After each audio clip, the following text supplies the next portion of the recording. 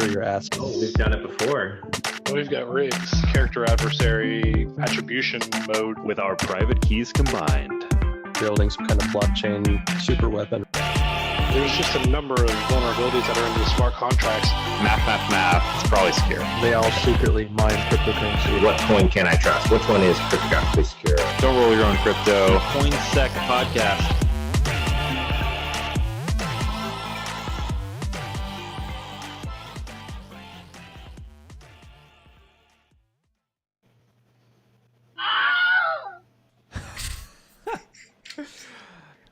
Welcome to the CoinSec Podcast. What are you guys laughing at? Did you not hear the Wilhelm scream? No. I missed it. I didn't hear it at all. Oh, well, I heard a Wilhelm scream at the beginning of the show. Maybe it was just Ryan's impersonation of it. That's all. That's all it was. The imagination runs wild.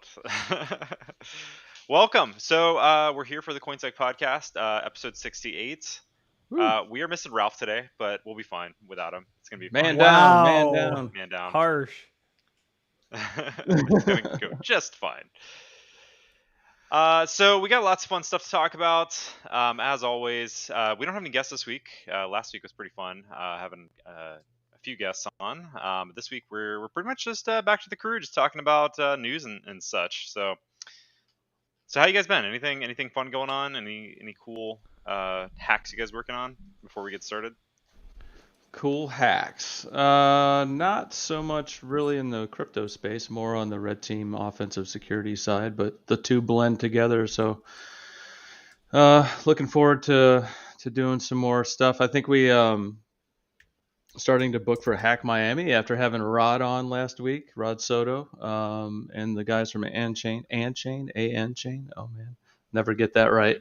So yeah, looking forward to that. Maybe we'll do some crypto stuff down there since Miami is such a big crypto hub now. Mm-hmm. Why is that? Is that I guess the mayor was pushing Bitcoin not too long ago, right? Yeah, for sure. Yes, the mayor's super crypto friendly. They have hosted Bitcoin Miami at the conference. That's right. A few years, right? Other than that, I don't really know why it has become the hub it has, but it definitely Culture. has. Culture, Yeah, Culture. That's a good point. People are into it, I feel like there's a lot of tech in Miami. People are like, on the edge, so to speak. Mm-hmm. Sure. And people on the edge are like, why not? Yep. Bo, is that your dog Blockchain in the background? Just dog chain. Yeah. Dog chain. Yep. If I was working on cool hacks, I dog wouldn't chain. talk about it on the show, by the way. Yeah. Why not? No, I'm just kidding. I have no shame. This is the best place to drop all the 0 days. Mm-hmm. All the bad ideas. This was the bad ideas channel at one point. Yeah, it really was. We have And then- plenty of bad ideas. And then APT started stealing Steve's IPFS C2 techniques. Oh, you saw that on Twitter, right? Yeah. Yeah. So IPFS, this, pretty much everything NFTs run on for storing files like JPEGs and stuff like that. It can also be used for command and control C2, hosting offensive payloads and things like that, phishing sites. And there was a TrustWave blog out this last week about people abusing IPFS for phishing sites and things like that. Turns out I had sent out a blog 2 years ago, maybe 3 years ago now, about offensive use cases for IPFS. So it's more than just blockchain and things like that. It can be used by malicious people trying to phish you and things like that. So if you see, a really long, I'm talking like IPFS strings, if you have seen them, are like random characters. I don't remember how long the hash actually is, but typically it doesn't look like a URL you should be visiting. Mm-hmm. I can link my blog in here too so people can see what that looks like. Are you saying Yeah, that one of the cool APTs are things- taking your classes, Steve? Probably. I mean, I swear I've taught at Black Hat a couple times, and I swear I've probably had a couple APT people. You're like, in it's there. either a G-man or an APT, and I can't tell which. Can't tell. Yeah, I mean, so the IPFS, one of the things that's kind of neat about it too is that because it like replicates right to other Mhm. IPFS nodes. So It's you can have multiple unblockable. gateways, right? Mhm. There's multiple And there's gateways. proxies, yeah, or gateways. So yeah, if they block a gateway, another one is accessible, right? Or you Mhm. can just stand up your own for sure. Yeah, exactly. Also, it's interplanetary, so if you need to access your files from Mars,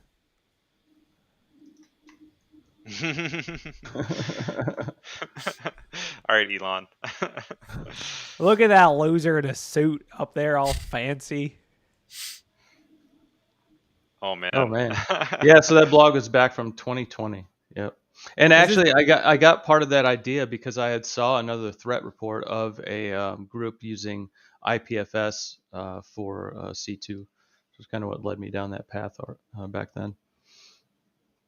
Yeah, it's a cool idea because one of the things I know we have definitely talked about in the past is like the idea of having like multiple transport mechanisms in a payload. So having Mhm. like payload that not only tries like just your typical HTTP, HTTPS, but also maybe DNS or other ports or other services.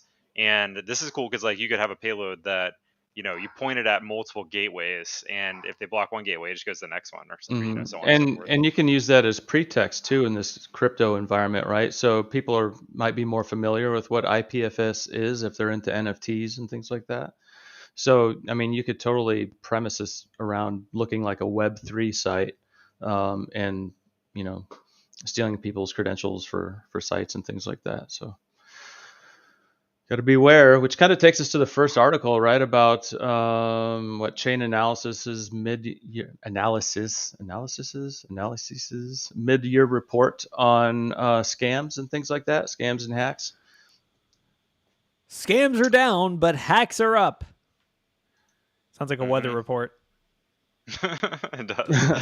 Well, I think that probably coincides with the market some, right?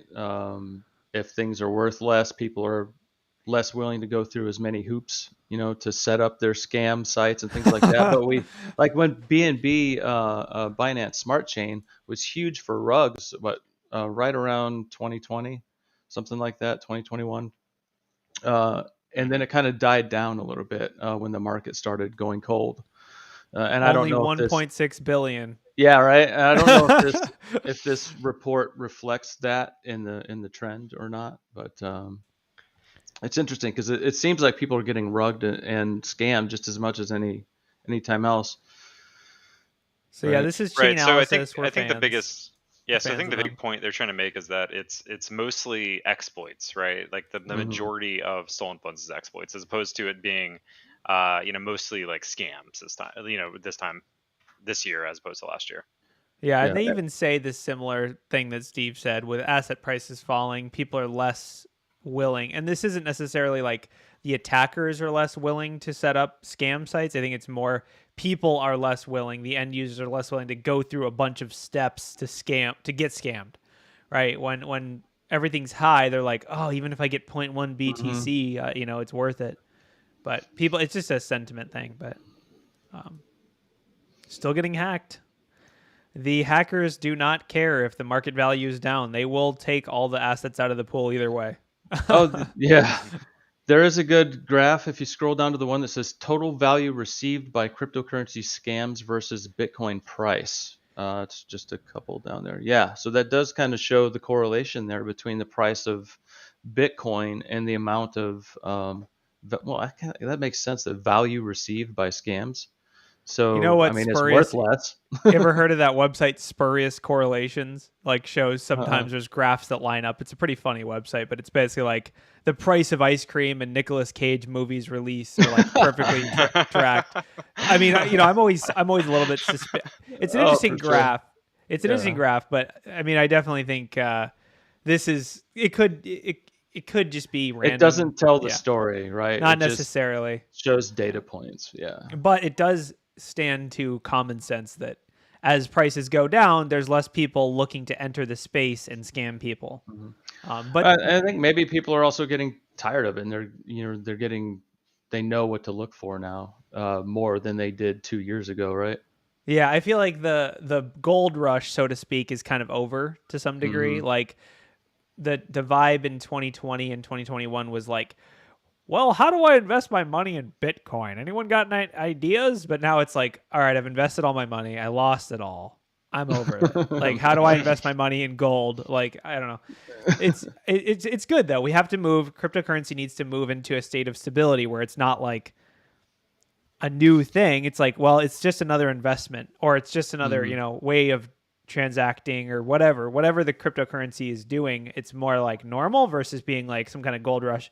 Obviously that stuff isn't sustainable. It's not sustainable to have everyone, dumping all their money into a platform and hoping for 150% APR. That's never gonna last. Well, it seems like crypto is more susceptible to tweets and market emotion than like regular stock markets, and I think part of that might be ease of use. So a lot of people don't actually interact with their stocks. They'll have a broker or somebody doing that.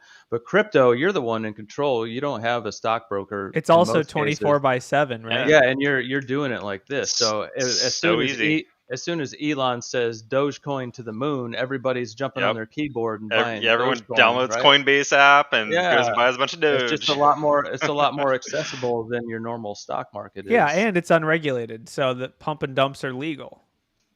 Well, code is law. We definitely need to get a lawyer on this show because I don't know about that. At the very least, unlike on the stock market, there is no insider trading. Like the Coinbase thing we talked about a few months ago, where like they were about to release a bunch of altcoins on Coinbase, and of course some employees at the company had purchased a lot of that.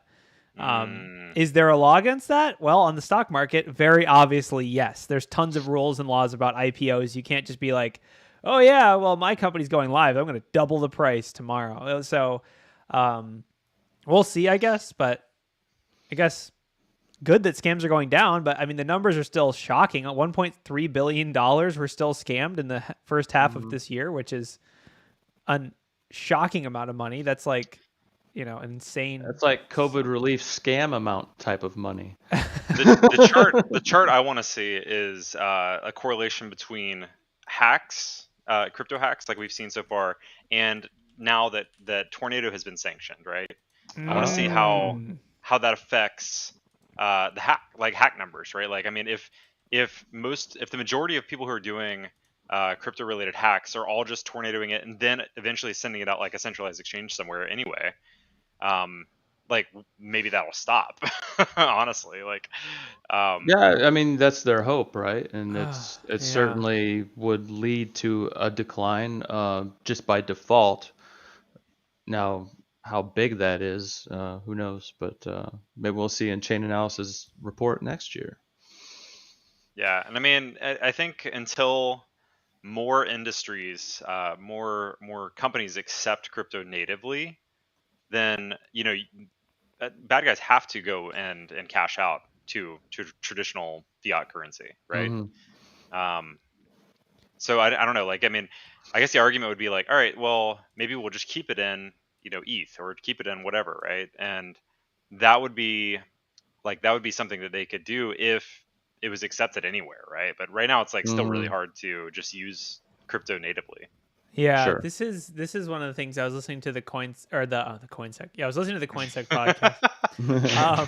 No, I was listening to Darknet Diaries, and he had the author of a book about the Lazarus Group and all the money they've stolen and kind of their strategy, because basically Lazarus Group is North Korea. They're stealing cryptocurrency to try to fund illicit activities. Like, so the whole thing is like they have to convert it to fiat because.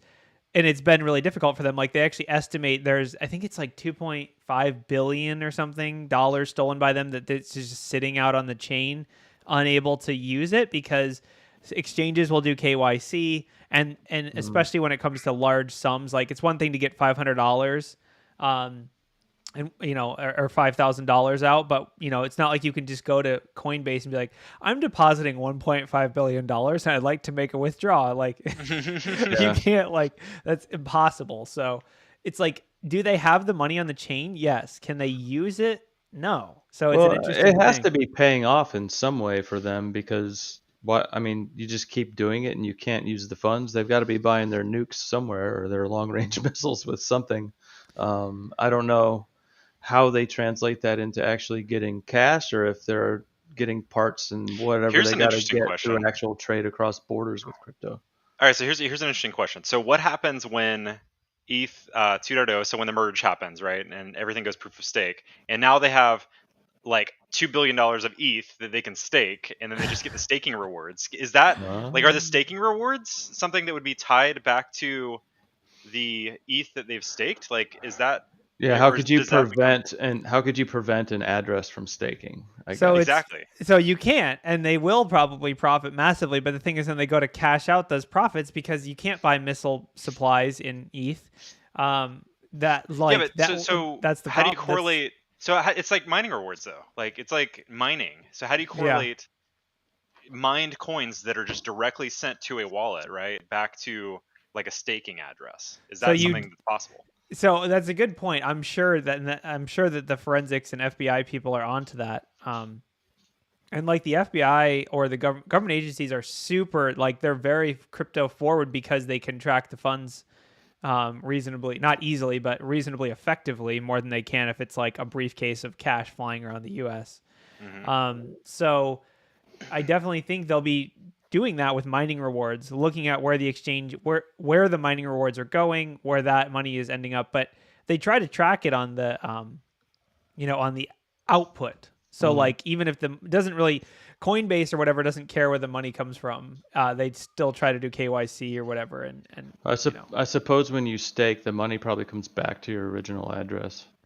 Well, the point is, it doesn't matter where the money comes from. They still they do their due diligence and say, like, well, where's it going? Like, who are you? And then the person's like, I'm this. And it's like a photoshopped driver's license. And they're like, okay.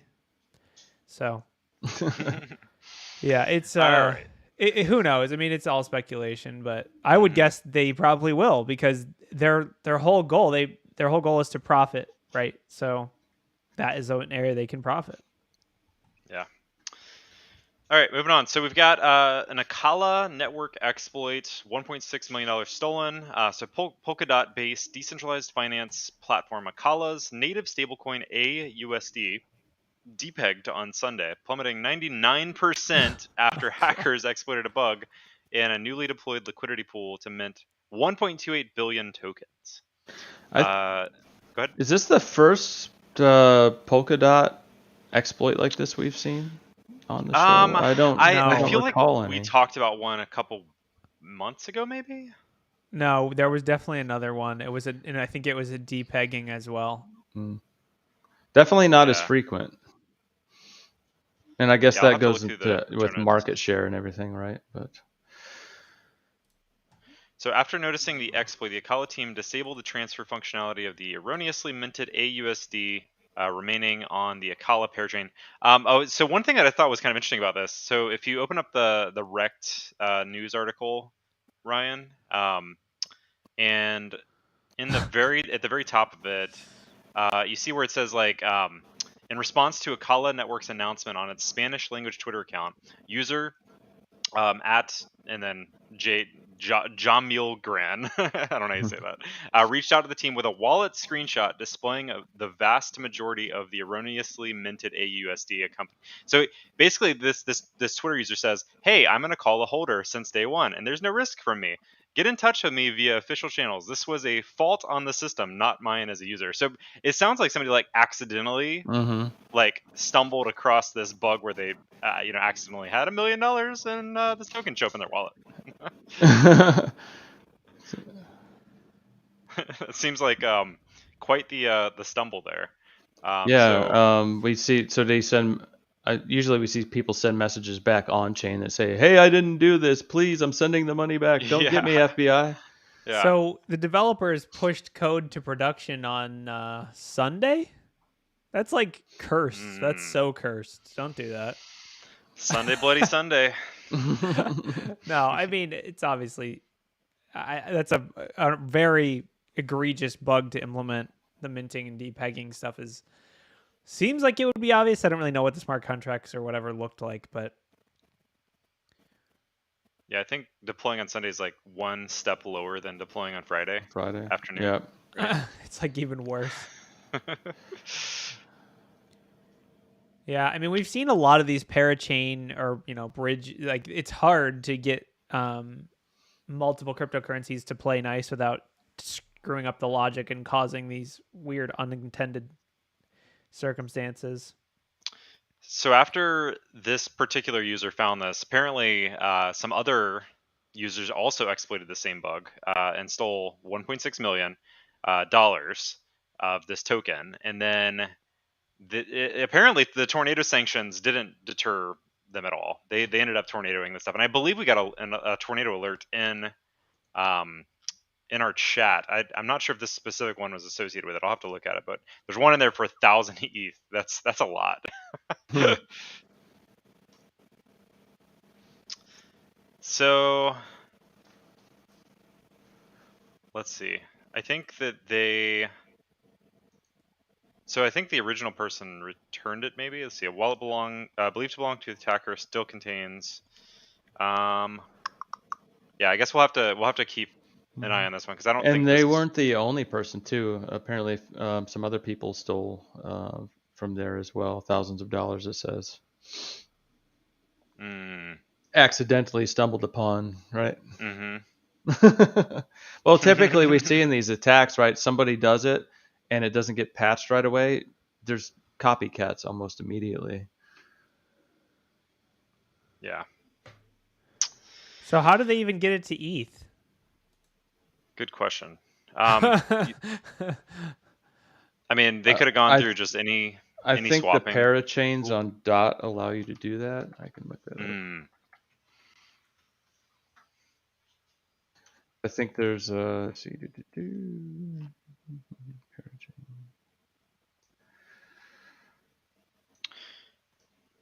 So they did. Okay. So what they did is they sent AUSD to Moonbeam, swapped for DOT, and sending it to Polkadot, then swapping for IBTC and sending it to Interlay.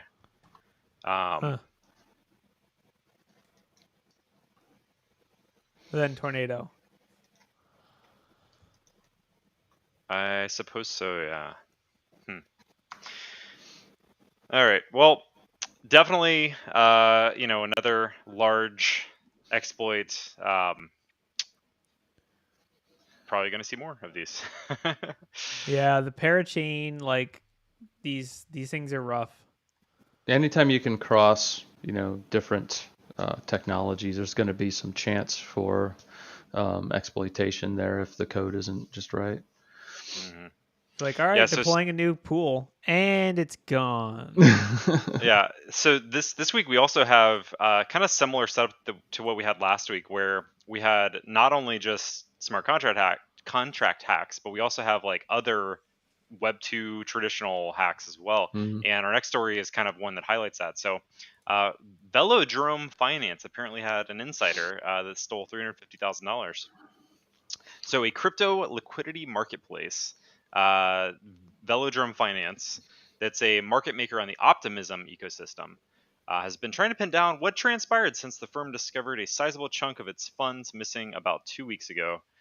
On August 4th, a team-owned wallet used for operational expenses, including salaries, was suddenly compromised. Oh, God. Including salaries?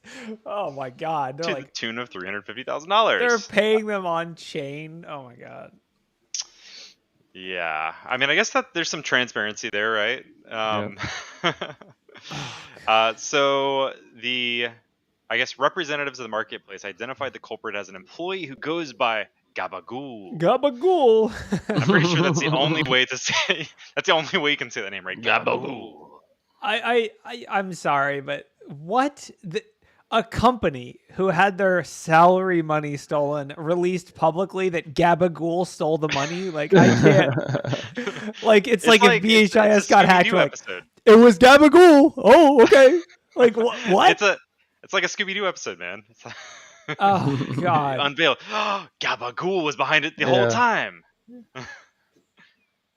So the crypto community didn't take kindly to the disclosure, with one Twitter user pointing to a Vice interview with Gabagool, warning against crypto scams. And he ends up being the scammer himself. So, yeah, basically he made some bad plays in crypto, lost a bunch of money, decided to take it from his own company, felt guilty after the fact, and fessed up. So it's still a crime.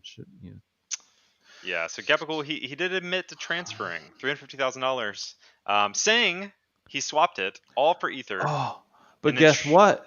Sent it to Yeah, through Tornado. Tornado. Dun, dun, dun. They can't get the money back because if you send the money through Tornado, it's now poisoned.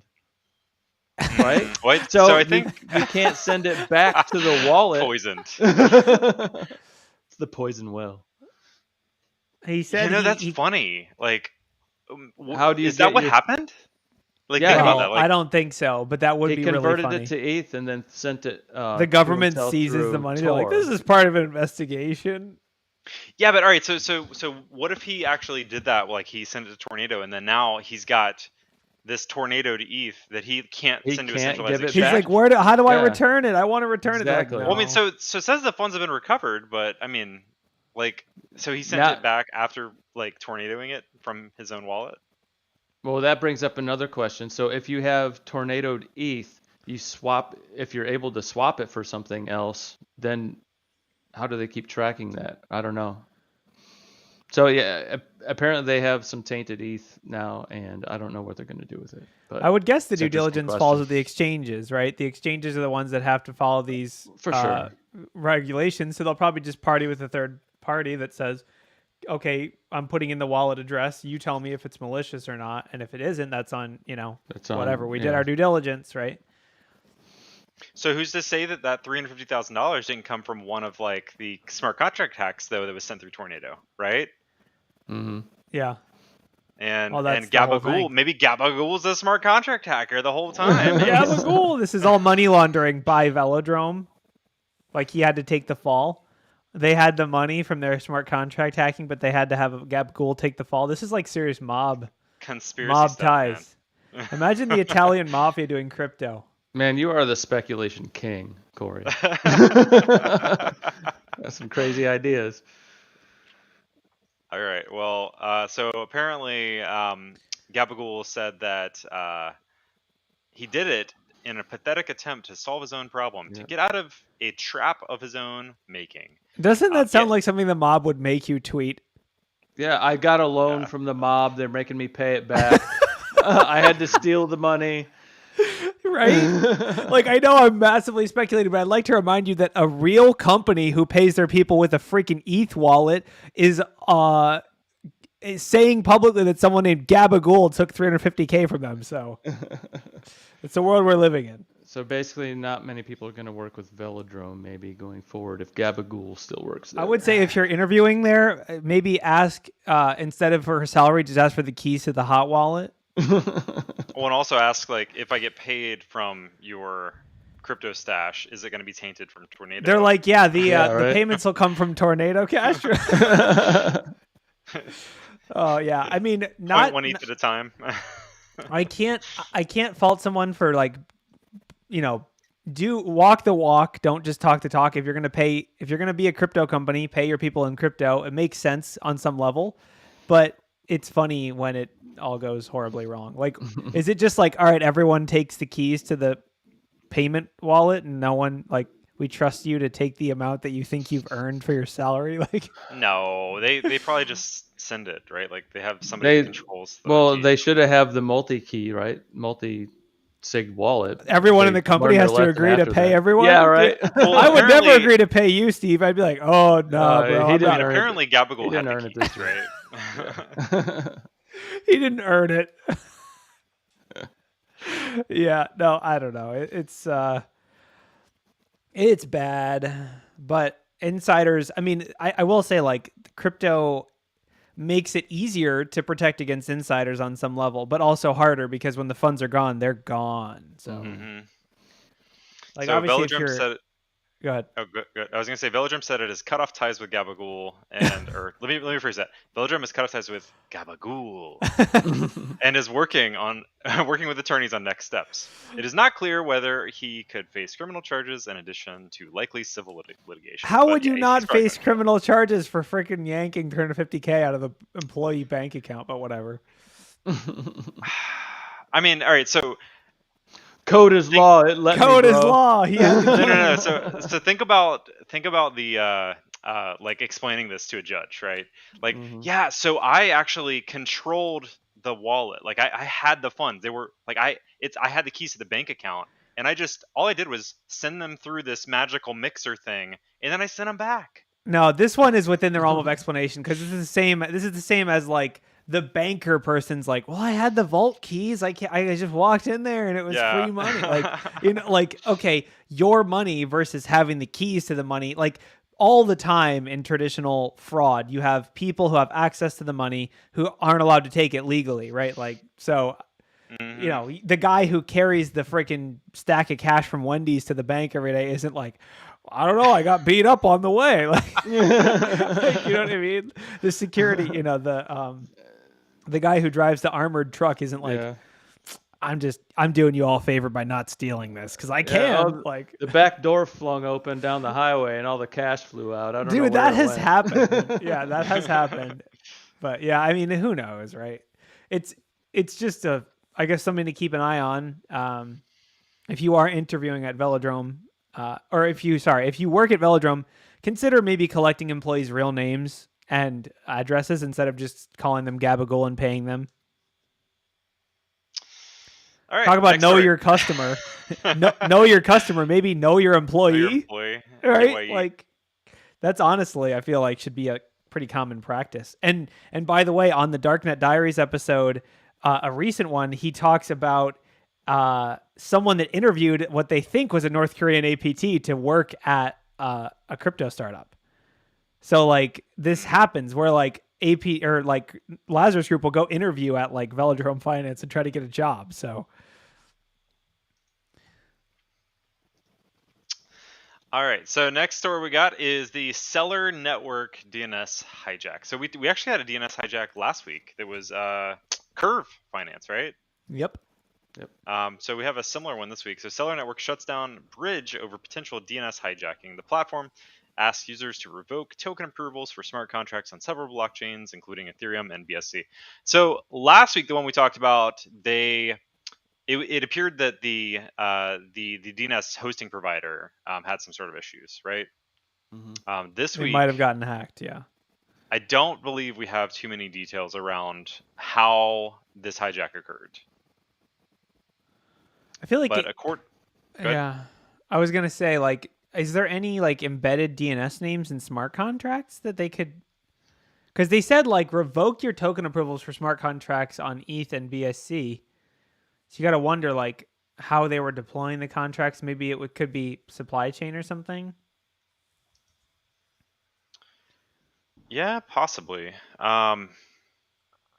It's possible users may have gone to this hijacked website, approved contracts, and that now weren't they're their saying, real contracts. Yeah, now they're saying like a token approval thing. Disapprove these tokens. Yeah. Interesting. So meanwhile, as the platform continues to pinpoint the problem, the team has shut down the C bridge as an initial way to avoid further mishaps and protect users. So yeah, I mean, if you have used the CelerNetwork recently, you may want to go check your token approvals via sites like revoke.cash. Etherscan has a token approval mechanism as well. So it looks like they've returned the funds. 4 hours ago, they tweeted 100% of users who revoked phishing contract approvals, which it says phishing contract approvals. So I guess that kind of like what? So it says active front-end DNS integrity checks are added to prevent similar attempts. Missing funds. It says 98% of the funds have been. This is according to them. This is according to Celer Finance. So I guess. It seems like they said phishing a DNS cache pointing attack on C Bridge's front end UI, starting at 7:45 p.m. on 8/17, caused some users to be redirected to malicious smart contracts that can drain all approved tokens. So yeah, it's exactly like Steve said. A front end attack. I don't know. Yeah, basically a DNS. They probably didn't renew their frickin' subdomain or something, or domain name. I don't know. Yeah, they said something about S3 bucket takeover. Who knows? Yeah, who knows? They said there is a debrief. Cache poisoning. Hold on. Twitter wants me to log in. If you go to their Twitter, it basically explained. They have kind of explained and debriefed the attack. So if you're interested. Okay. It looks like it was cache poisoning. Mm. Okay, cool. All right. Well, next story we've got PolySwarm launches a token rewards to crowdsource cybersecurity with crypto. So this one's interesting because we talked about PolySwarm probably, I think it was back in 2018.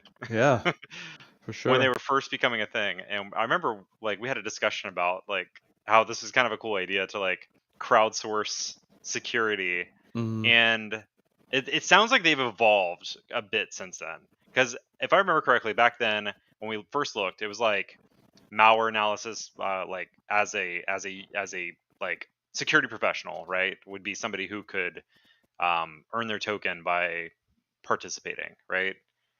But now it sounds like it's more like traditional users that are able to participate in this ecosystem via sharing attacks and things that have happened to them.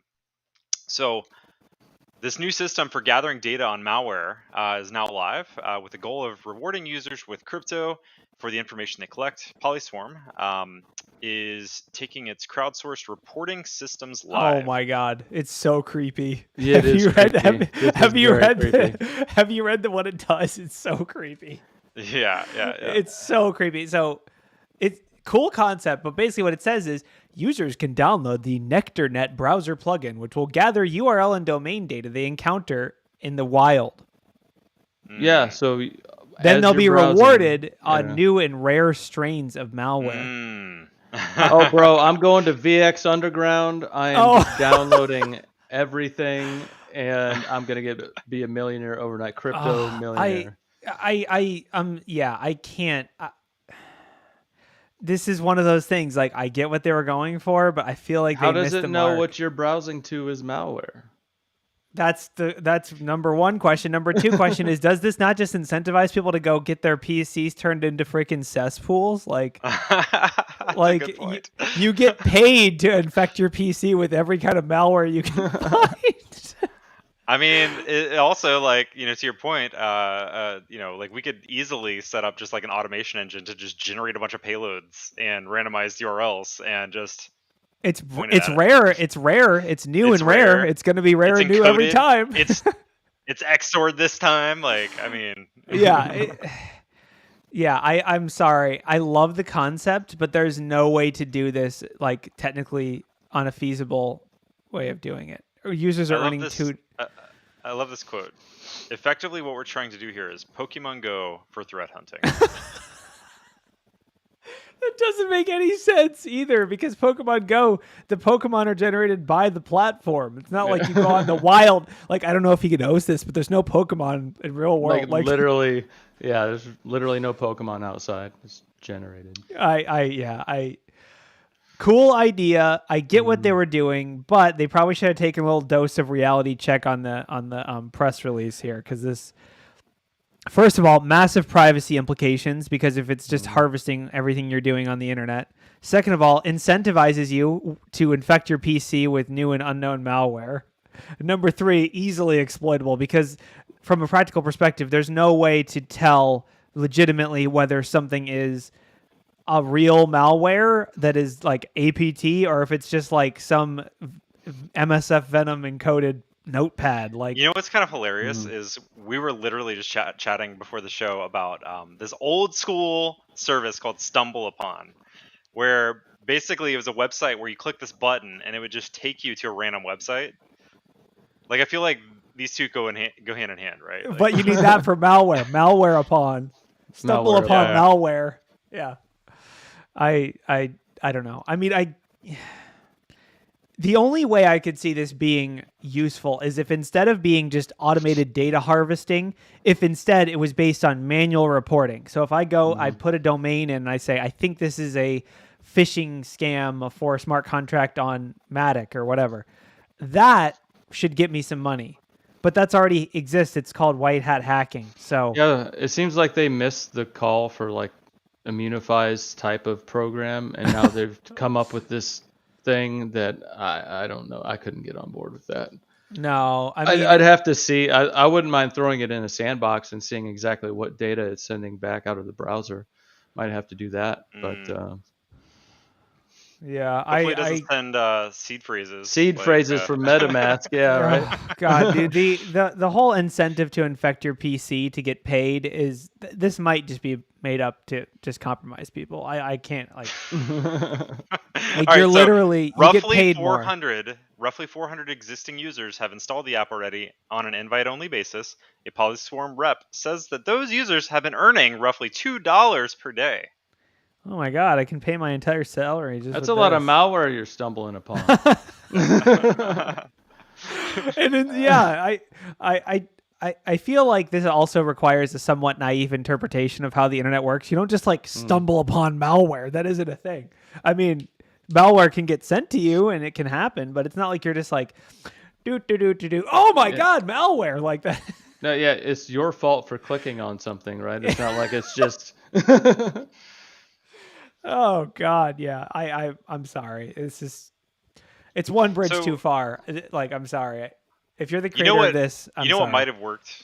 I mean, it's still like we can't say that this isn't going to work. It could totally, maybe they've got a magic sauce or something we're not seeing here. But what would actually be really interesting is what if similar concept, but they got embedded in like the endpoint like security products world, right? Where you're getting telemetry from like the silences and the carbon blacks and that kind of stuff. Mm-hmm. Where you're actually getting like enterprise level content, right? Like that You're saying so are you saying you get paid to like who's getting paid? Are the users getting paid or are the companies that install it on their users getting paid? I guess the companies, right? Because it's their product. Honestly, you know what I would think is flip it the other way around. You should be paying me for my endpoint or I like my threat intelligence. Yeah, exactly. Yeah. I'm giving you threat intel. You should be paying me. Like, Yeah, but then that incentivizes you getting infected in the corporate office. Well, yeah, exactly. That's what I'm saying. Like, really, the blockchain people should be paying Cylance for their threat intel. That's how this should work. But, I mean, I think the biggest. Like this one. It triggers me, and I'm sorry. Like, if you're the creator of this, and I'm just pooping all over your product, I'm sorry, but like, you're basically saying something that says we will pay you to turn your PC into Bonzi Buddy like infested waters. Like, that's that's bad. And of course, I'm sure there's sandboxing and all that. Oh, it doesn't execute in the browser. It's fine. Yeah. All right, next story we got is using Google Sites and Azure for crypto phishing. This sounds very familiar, doesn't it, guys? Did you write this, Bo? Did you write this? No, it wasn't me. So, Netscope Threat Labs found that attackers have been creating phishing pages in Google Sites and Microsoft Azure web apps. So, again, somebody taking a page from Steve's blog. To steal cryptocurrency wallets and accounts from Coinbase, MetaMask, Kraken, and Gemini. These phishing pages are linked from the comment sections of other websites where the attacker adds multiple links to the phishing pages, likely to boost SEO and drive victims directly to these pages. So they're using like Google domains, right? They're using Azure domains, and they're leveraging SEO to get it to the top of your search engine, right? So you go to Google MetaMask extension or whatever, and this could be the first thing that pops up because they have, popped the SEO on it. And I advise people all the time, never click the first result in your search. It's guaranteed to be something bad. Well, I mean, this is hard because that is how that's the lens through which people use the internet. So it's hard to say like, well, don't use Google. Yeah, you have to do process. You have to like look at stuff and think about it. And they do some good shots in here with screenshots of what to look for. But for most end users, it's a tough time to delineate the two. I mean, I think it comes down to the search providers have an incentive here for legitimacy reasons to restrict this stuff. And I'm not saying it's not restricted. I'm not saying they don't do anything about it, but it is really on them to ensure that users who use their platform aren't just automatically compromising themselves because they went to the wrong site. Right. Yeah. So the phishing technique. So the first step of it, they're leveraging Google Sites, and so the thing with most of the cloud providers, whenever you're leveraging them, you typically get a domain that is associated with that provider. So in this example with Google Sites, you get a domain that's sites.google.com, which most people see google.com. They see the secure, HTTPS. They see, like the cert. Even if they looked at the cert, it's like a Google cert, right? Mhm. But /coinlogins.com/MetaMask login, right? And like most users don't go that far. They're they tend to see, oh, it says it's a google.com. It's got to be secure. But this is a malicious website hosted on a Google domain, right? Mhm. So that's the first part of it. And that first part is I believe is it a seed sealing piece? Let's see. Landing page is very similar to the real MetaMask page. Recovery phrase and username and password. Yeah. So username and passwords too. So I guess the moral of the story, and it's hard because in cryptocurrency, a lot of these times you get these real legitimate companies that are using really weird domains or like the IPFS stuff. Like you encounter a lot of like weird looking host names and domains, so it can be difficult to know. But I guess again, your tool is to use search engines to see and find the legitimate website for whatever provider it is. Yep. As difficult as that may seem, that's pretty much the only option, is to do your own research, figure out what is the real website, and that's just done based on subjective judgment, right? Like, it's interesting, we talked about ETH naming addresses, ENS. Like, that's a much more secure way to verify, like, is this actually the real DNS? Well, it's owned by the MetaMask wallet or whatever, so it is. But it's tough. I mean, so if you went to this Google site, right, and you go to click download to download this MetaMask extension, what it actually does is it takes you to an Azure web app. right. And so with Azure web or Azure App Services, you can create a web application on Azure very easily. It's basically a one-click web server, and you get an Azure Websites.net address. So again, it's another one of the situations where it's a Microsoft domain, right? And cert. Yeah, and cert. And so they get directed there. And this is where the seed sealing piece comes into play. Where so now Ask expert button. Oh, dude, That's did amazing. You see that? Yeah. I'm gonna start doing that on phishing campaigns. Heck yeah. You can ask for help, and then it's just an attacker being like, "Oh, Yeah. here's how to compromise yourself." Oh, just send me your password. I'll change it. that is Oh, that, no, you're I haven't Steam seen that viewer? before. I have that's not pretty seen that clever. before either, and that's like next level. I kind of want to do that. You like pop it up like first thing. Yeah, like, just and pop say, it up "Hey, and have it be so-" like, "Do you need any help?" And I'm like, I need help logging in." I'm like, "Well, I'm just the guy to help you." Heck yeah. So definitely keep your eyes out for those types of attacks. For sure, like you got to be super careful, especially on these types of domains that they look legit. Even more careful. Always look for the official domains. Never And enter those your seed phrases, phrase. yeah, those seed phrases are not something that anyone should just be asking for. Yeah, there's really no case where you ever need to enter your seed phrase other than recovering your account, right? Yeah, So- setting up a new wallet or like a new token device or something. But you got to know Usually- exactly what you're doing when you're doing that. Yeah, and usually these ruses, they're basically saying like, hey, to validate your account or something along those lines, enter your seed phrase, right? Yeah. And there's no reason to do that ever, right? Like no MetaMask, Coinbase, none of those companies will ever message you to enter your seed phrase. So let's see. Do we have one more? Uno Yep. más. So Huobi linked stablecoin Depegs down to 85 cents. So another Depeg. That's not too bad. Earlier. I mean, you're Tell still that screwed. to the arbitragers. Yeah, I mean, you're still screwed, but 8% is nothing for a Depeg. Usually Depegs are like 99%.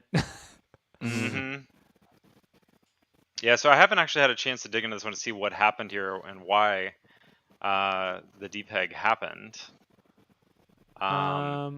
Terra's UST. FTX removed HUSD. There's rumors of a rug pull, but nobody knows. Huobi Global CM will never send DM you. Why HUSD, Depeg? What happened?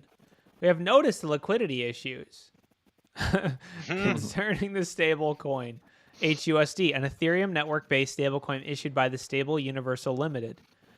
Huobi Global exited its stake in Stable Universal in April 22. We address HUSD. So, dude, they don't. Huobi Global doesn't even handle HUSD. Mhm. Yeah, and it says as far as HUSD is concerned, the exact reason for its Depeg is not yet known. So,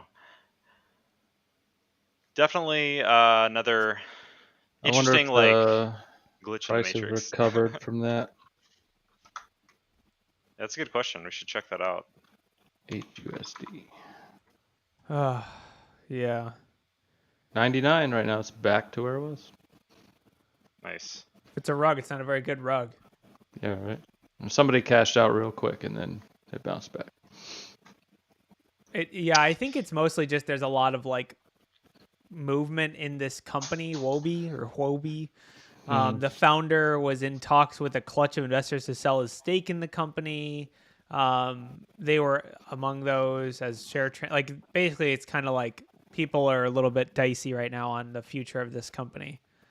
And this is like kind of insult to injury. No official statement. They're basically like, "Oh, we exited our stake with this in April. Sorry, bro." Like Well, I mean, it just sucks overall because you want to trust stablecoins because, I mean, they're supposed to stay stable. it says it in the name. Yeah. So it's hard for people to take the industry seriously when things like that happen.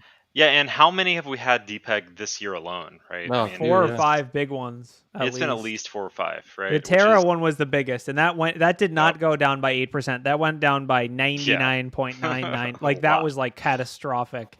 Yeah, that was really bad. 8% is just like a day in crypto trading. Yeah, right. That's so true. Yeah, that's really rough. But I think like again, time and time again on this show, we show that like PR is so important because if you lose the public trust in your product, you're totally screwed. You're never going to recover. Like if people don't believe that your coin is stable for whatever reason, it's not going to be stable. So Yep. you got to own this. You got to own up, admit you messed up, all that kind of stuff. Cool. Well, I think that's all we have for this week, guys. Good chats. If you're listening still, thanks for hanging out with us. We appreciate it. Super. Make sure you hit that subscribe button, smash the likes, all the things. Follow Smash on us Twitter. in Discord. Yeah, come talk to us. We love chatting. So it's a little quiet in there. We'd love to have a little bit more chatter. So come hang out and talk crypto stuff with us. And next week, we'll be back for episode 69. All right. Heyo, Elon Musk is going to be a special guest. Wait, no. Confirmed. Wait. It's confirmed. Honestly, someone tweet him. I'm sure he'll do it. That'd be fun, actually. We should. Only if we let him smoke reefers on the show. I mean, that's always Why been not? allowed. That's what he does on podcasts. So. That's literally always been a thing. All right, guys. Well, thanks for hanging out. We will catch you next week. See you soon. Stay safe. Yep. Stay safe out Watch there. out for those Azure websites. Bye, everybody.